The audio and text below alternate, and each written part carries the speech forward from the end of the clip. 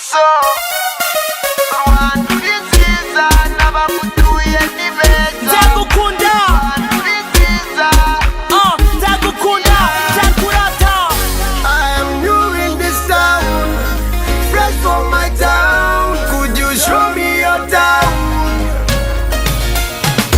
I see beauty outside, a beauty inside, and right by my side. We are so full of life, we are so full of love. When we love, Rwanda has for over 20 years been one of the most fascinating countries in terms of a wholesome growth, her tragic past notwithstanding. this is our home. Because you are welcome, we are beautiful and handsome.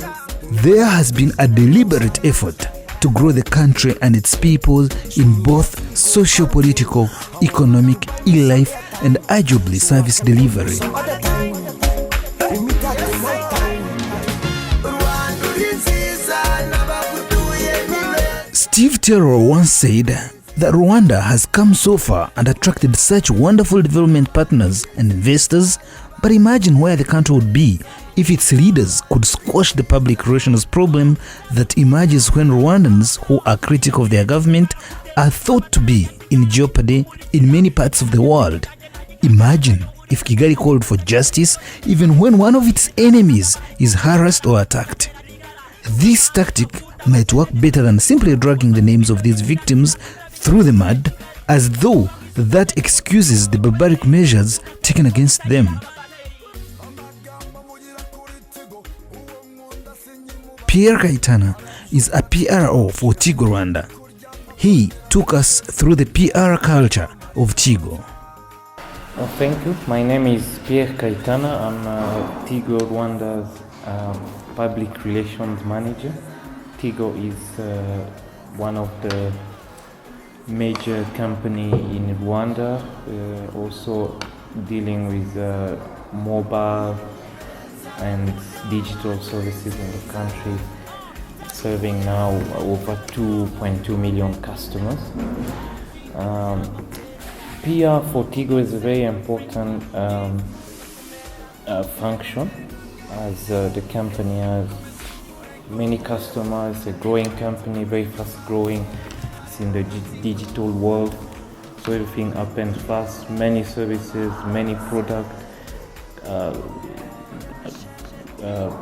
quite a huge growth of customers every month we need to talk to. We basically need to communicate products, but also PR. The Tigo way is more of positioning the company as a digital company, digital and innovative company in Rwanda.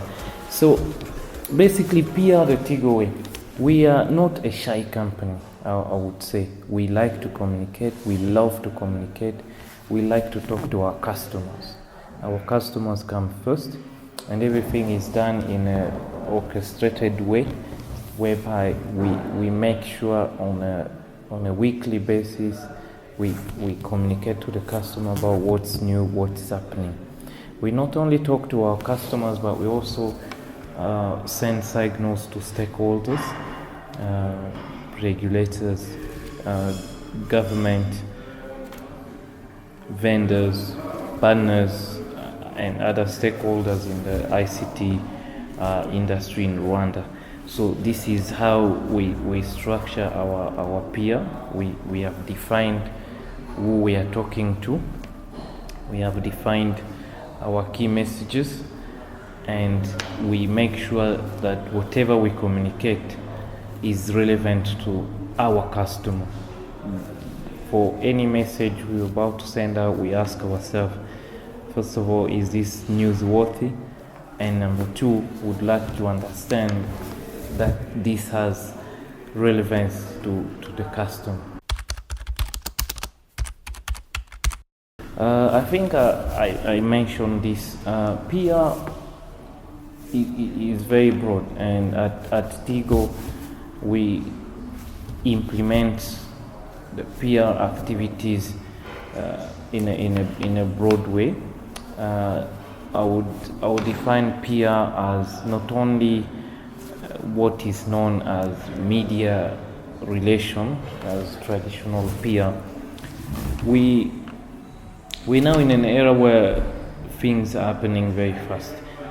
Social media has become our first line of defense for the company, for instance. Before we organize a press conference to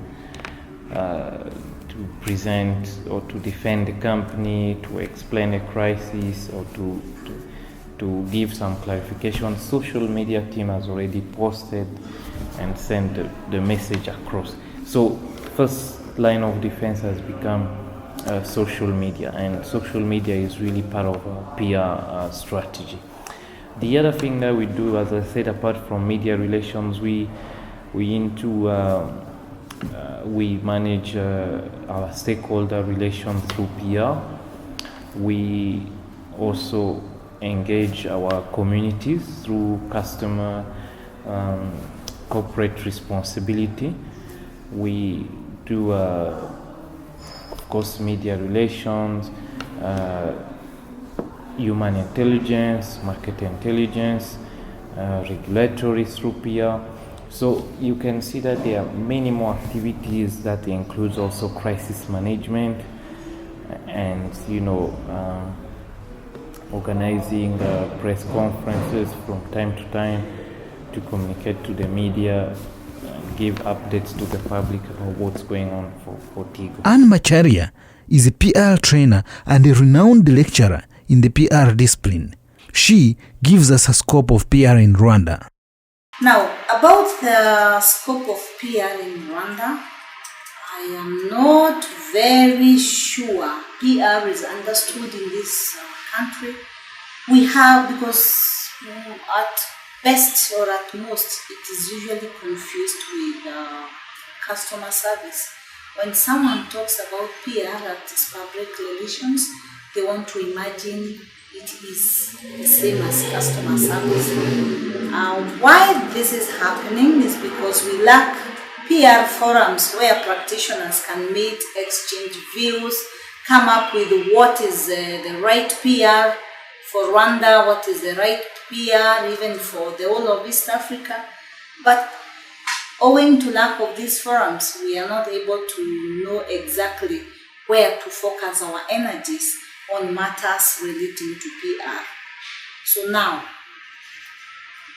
we see in most organizations that PR practitioners are picked from other disciplines, be it marketing, human resource. You find someone that looks like customer friendly is handpicked and put in an office to act as PR officer, without the basic knowledge of what exactly is expected of them as a PR officer.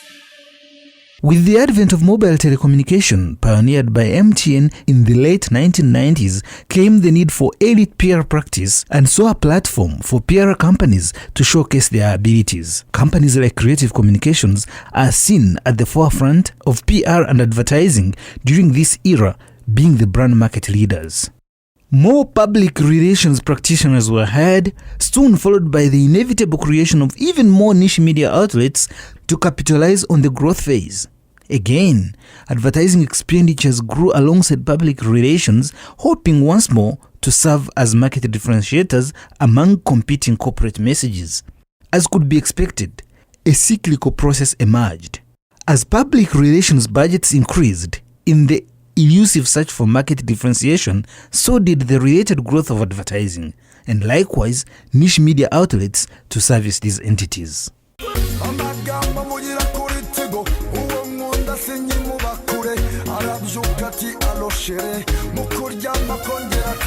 One of the yardsticks for the quality of PR practice can be international code. However, client satisfaction tells us a lot when it comes to on-the-ground results. Yeah, I know Tigo. I had it since when it started in Rwanda, but I didn't work with it since that time till now because I don't really know what they have, what is special with them, what is unique with them that can really attract me to work with them. I would tell them to reach out, to reach people more than what they do, because when they started, there were another company that people were working with So I would advise them to tell to people what they have, what is new with them, what is unique with them, and what can really attract someone to work with them. And the reason why you can move from one company, maybe from MTN to them. My name is Dan Kaguta. I know about Tigo Rwanda, and I think they have been doing their PR really well. Like the most recent one, Tigo Kashinga. So creative, so English mixed with Kinyarwanda, and so original. To go through my phone, people will call me. No one calls me from Tigo. I think I like the PR system of Tigo because they have something that is a bit different. They know their target audience. They know whom they are talking to. Depending on the product they have a way they communicate it. There is this ad that they were advertising this phone, and they use this guy singing in an Indian song.